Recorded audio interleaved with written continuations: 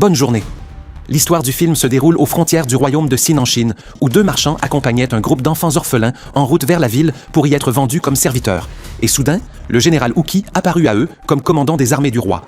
Et il possédait une force immense, au point qu'un des enfants orphelins appelé Xin fut émerveillé par lui et se promit de devenir un jour un guerrier légendaire comme lui. Et après une courte période, Xin arriva à la ville et fut vendu comme serviteur à un homme qui possédait une ferme. Et le propriétaire de la ferme le présenta à un autre garçon qui travaillait chez lui, nommé Yo, pour lui apprendre comment travailler dans la ferme. Et Yo était un garçon bon et courageux, et il devint l'unique ami de Xin. Mais le problème était que Xin se plaignait auprès de lui chaque jour, en lui affirmant qu'il n'avait aucune intention de rester serviteur, parce qu'il voulait devenir un guerrier puissant. Yo expliqua à son ami Xin que la seule façon d'atteindre cet objectif était de maîtriser l'art du combat à l'épée. Et tous les deux commencèrent alors à s'entraîner chaque jour dans la forêt en utilisant des morceaux de bois à la place des épées, dans l'espoir d'échapper à la vie de pauvreté et de se transformer en grands guerriers. Et au fil de longues années, ils grandirent et atteignirent l'adolescence et devinrent extrêmement habiles au combat. Et pendant l'un de leurs entraînements, Xin remarqua soudain un vieil homme qui les observait entre les arbres. Et Yo pensa qu'il pouvait être l'un des assistants du roi, parce que ses vêtements semblaient pas luxueux et très coûteux.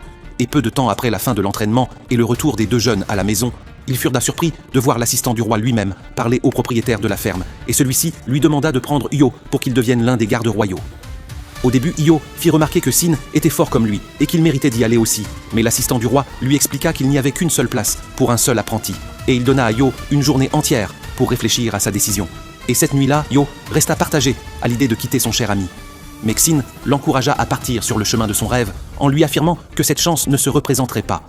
Et Yo partit effectivement rejoindre les gardes royaux, tandis que Xin continua à s'entraîner encore plus parce qu'il voulait prouver sa force à tous et retrouver son ami le plus tôt possible. Et la force de Xin augmenta énormément, au point que le propriétaire de la ferme fut stupéfait quand il vit les poids qu'il soulevait, et il eut du mal à en croire ses yeux. Surtout lorsqu'il vit que Xin pouvait fendre la pierre avec une simple épée en bois.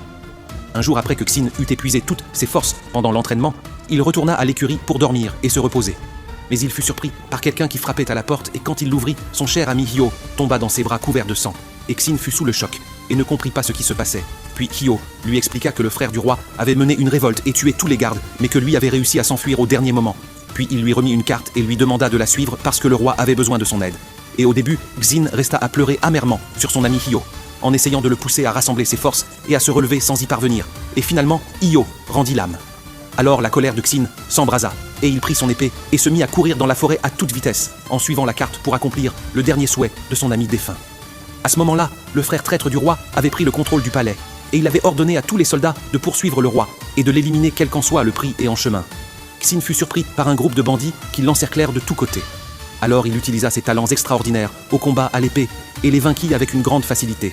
Puis il continua à suivre la carte jusqu'à ce qu'il atteigne une tente au cœur des ténèbres. Et lorsqu'il y entra, il fut stupéfait de voir Yo assis là vivant. Et Xin reçut un nouveau choc, parce qu'il avait vu son ami mourir dans ses bras. Et avant qu'il ne comprenne ce qui se passait, un assassin apparut soudain et l'attaqua. Et la mission de cet assassin était de tuer le jeune homme qui ressemblait à Yo, parce qu'il était le vrai roi caché. Et Xin comprit alors que l'assistant du roi avait profité de la grande ressemblance entre Yo et le roi, et avait fait de Yo son employé pour servir d'appât et protéger le roi des assassins, ce qui provoqua une immense colère chez Xin, qui attaqua l'assassin pour venger son ami Yo, qui avait été tué à la place du roi. Au début, l'assassin prit le dessus sur Xin grâce à sa grande habileté, et il domina le combat. Mais Xin rassembla de nouveau ses forces et libéra sa colère cachée, et il réussit finalement à porter un coup fatal à son adversaire. Et à la fin du combat, le roi présenta ses excuses à Xin, parce qu'il avait utilisé son ami Yo comme appât, et l'avait conduit à la mort. Mais Xin refusa d'accepter ses excuses et déclara qu'il l'aiderait uniquement pour accomplir la dernière volonté de son ami défunt. Et alors que le roi et Xin essayèrent de se cacher des soldats traîtres, une personne portant un masque étrange apparut soudain et les arrêta sur la route. Et ce garçon était un orphelin qui vivait dans la forêt nommé Karyoken. Et il leur proposa de leur indiquer une cachette secrète éloignée en échange d'une somme d'argent qu'il recevrait du roi lorsque celui-ci récupérerait le trône et le pouvoir. Et le roi accepta sa demande. Et Karyoken les conduisit jusqu'à une grotte cachée loin de tous. En chemin, Xin perdit son sang-froid et se mit à se disputer avec le roi parce qu'il avait utilisé son ami Yo comme appât. Alors le roi lui expliqua que Yo savait que sa vie serait en danger, et il l'avait prévenu que les assassins pouvaient le tuer. Et malgré cela, Yo accepta avec joie, et il fut fier de se sacrifier pour le roi. Et à ce moment-là, les nerfs de Xin se calmèrent, car il croyait que le roi avait trompé Yo et l'avait attiré sans qu'il le sache. Et il se souvint des paroles de son ami avant sa mort, et il décida d'aider le roi à reprendre le pouvoir et à le protéger quel qu'en soit le prix.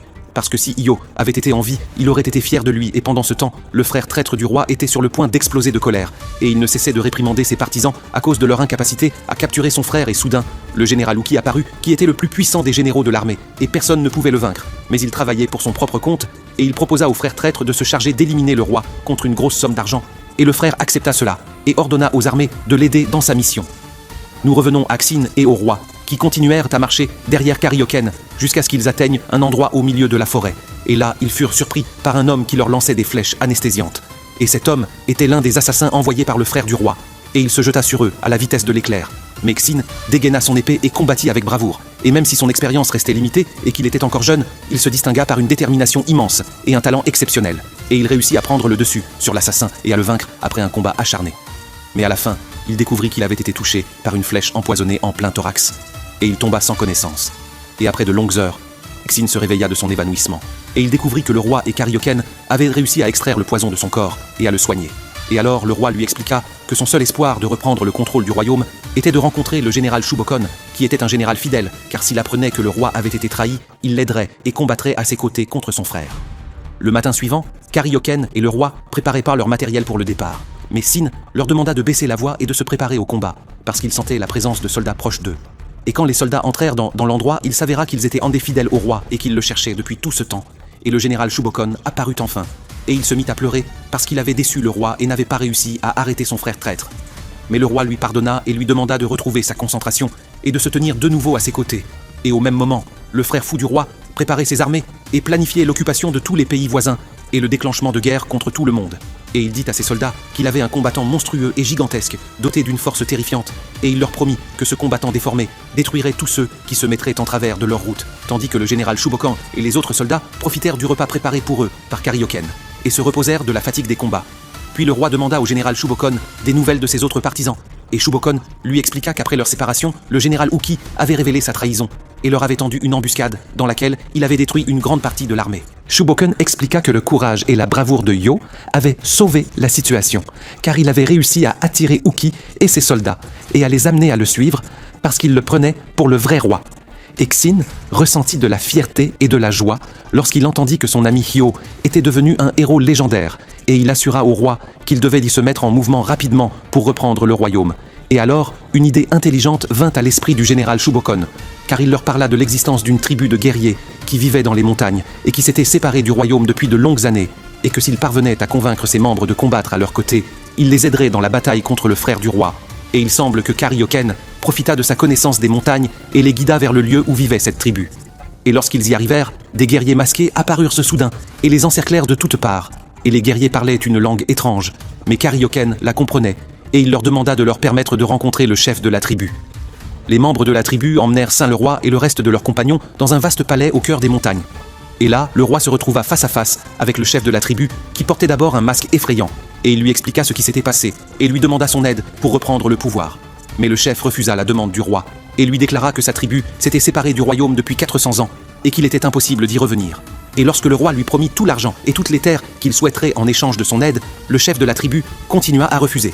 Alors Xin utilisa son habileté et réussit à échapper aux gardes, puis il se retrouva face au chef de la tribu et lui expliqua que le frère du roi était un homme fou sur le point d'allumer une guerre contre tout le monde, et que si les forces ne s'unissèrent pas contre lui, tout le monde finirait par mourir. Et il semble que le chef de la tribu fut touché par le courage de Xin et par la confiance qu'il avait en lui-même. Et il accepta finalement de leur apporter son aide. Et lorsqu'il retira son masque, il apparut que c'était une chef de tribu, et non un homme, et qu'elle était aussi une jeune femme très belle. Alors Xin et le roi furent étonnés, et ils célébrèrent avec les autres guerriers, parce que la grande bataille approchait. Le roi et la chef de la tribu mirent au point un plan solide, et ils décidèrent d'utiliser leur intelligence pour vaincre le frère traître du roi. Et le lendemain, les gardes du palais royal furent surpris de voir une armée de guerriers des montagnes s'approcher d'eux. Mais ces troupes n'étaient pas venues pour combattre, car elles déclarèrent qu'elles voulaient conclure un traité de paix et s'allier pour la guerre. Et le frère du roi considéra cela comme une occasion inestimable, parce que les guerriers des montagnes étaient célèbres pour leur force, tandis que le roi Xin et le reste des soldats étaient déguisés en guerriers des montagnes et attendaient de pouvoir entrer dans le palais royal pour commencer l'attaque de l'intérieur. Et malgré cela, les gardes restèrent prudents et décidèrent que seule la chef de la tribu entrerait avec 50 combattants dans le palais, tandis que le reste de l'armée resterait à l'extérieur. Et finalement, le plan réussit. Et lorsque la chef de la tribu entra avec le roi et Xin par les portes, ils attendirent le moment opportun et déclenchèrent l'attaque, et ils purent surprendre les gardes un par un. Mais ils furent tous stupéfaits de voir des milliers de soldats se dresser contre eux alors qu'ils n'étaient que 50 combattants. Pour cette raison, la force fut divisée en 2 groupes, et la chef de la tribu, le roi et le général Shubokon, dirigèrent une équipe pour combattre les soldats dans les couloirs et détourner leur attention, tandis que Sin Karioken et un certain nombre de guerriers des montagnes se glissèrent par un passage secret car ils visaient à atteindre directement le frère traître du roi. Mais les gardes étaient plus près pour eux et le combat devint violent dans cette zone. Et au début, Sin et ses compagnons se battirent avec bravoure. Et même le jeune Karioken se battit et se défendit. Et lorsque les guerriers des montagnes commencèrent à remporter la victoire, le combattant monstrueux que le frère du roi avait amené apparut, et il lança son assaut sauvage. Et il avait un corps gigantesque et une force énorme, et il se mit à écraser tout le monde sans pitié jusqu'à ce qu'il encercle Xin et soit sur le point de l'éliminer. Mais l'un des guerriers des montagnes sacrifia sa vie et le sauva au dernier moment. Et alors Xin rassembla le reste de sa force et surprit le combattant monstrueux et réussit à le poignarder au cou et à le tuer complètement. Et pendant ce temps, le frère du roi était pris d'une grande inquiétude et consultait ses conseillers. Mais il fut surpris lorsque Xin Karioken et le reste des guerriers des montagnes firent irruption dans sa salle. Alors la peur s'empara de lui, et il demanda l'aide du général Saji, qui était considéré comme le meilleur bretteur du royaume, et que personne ne pouvait affronter à l'épée. Et Saji lança le combat et il élimina un grand nombre de guerriers des montagnes. Puis il demanda à Xin de s'enfuir, sinon il le tuerait lui aussi. Mais Xin refusa de se rendre et continua à se battre sans s'arrêter. Saji domina l'affrontement grâce à son immense expérience et à une force sans égale, tandis que Xin tomba épuisé sur le sol. Mais à ce moment-là, il se souvint de son ami Iyo et de la promesse qu'il lui avait faite d'aider le roi à reprendre le trône. Alors, il rassembla toute sa volonté, se releva à nouveau et se tint face à Saji. Et à partir de cet instant, Xin libéra une puissance terrible qui ne s'était jamais manifestée auparavant. Et il attaqua Saji avec férocité jusqu'à briser son épée et le terrassa en quelques secondes, tandis que la peur pénétra le cœur du frère du roi qui décida de fuir les lieux. Mais lorsqu'il arriva dans la cour du palais, il découvrit que le roi et la chef de la tribu avaient vaincu tous ses partisans. Alors le roi l'attaqua avec force et le punit pour ses crimes, car il était responsable de la mort d'un grand nombre de personnes. Et Xin arriva après la fin du combat, et il ressentit de la fierté parce qu'il avait tenu la promesse faite à son ami Yo, et aidé le roi à reprendre son trône. Le général Uki, qui était considéré comme le plus puissant général de Chine, apparut soudain avec sa grande armée et encercla complètement l'endroit. Et Xin fut impressionné par sa majesté extraordinaire. Et il semble qu'Uki demanda au roi ce qu'il ferait s'il reprenait de nouveau le pouvoir.